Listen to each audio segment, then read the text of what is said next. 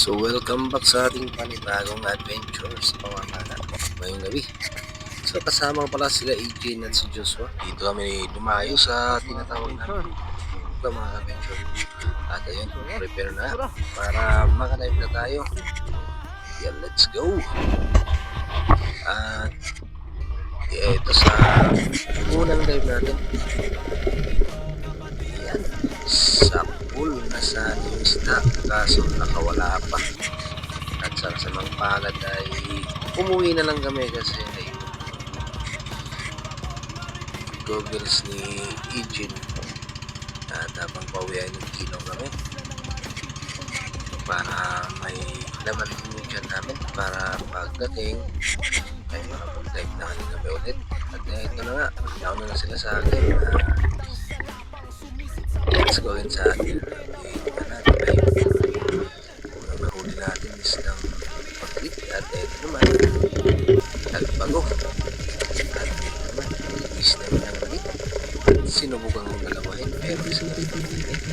At ito isang sausok yung natin timbungan pero nakawala pa sa unang attempt natin.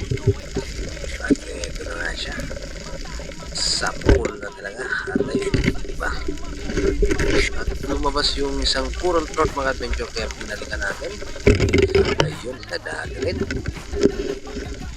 pang benta na rin to. At dito naman tagbago dahan-dahan kong nilatigan mga adventure kasi napakaganda yung pagkakatago niya pero hindi natin. At eto kanoping pero nakawala pa. Babalikan natin yan. Sayang naman at nasugatan na sa pool na talaga siya. Hindi na makakawala pa. At eto naman yung isang dalagang bukit na hindi lumalaki o sulit at dito sana paldo.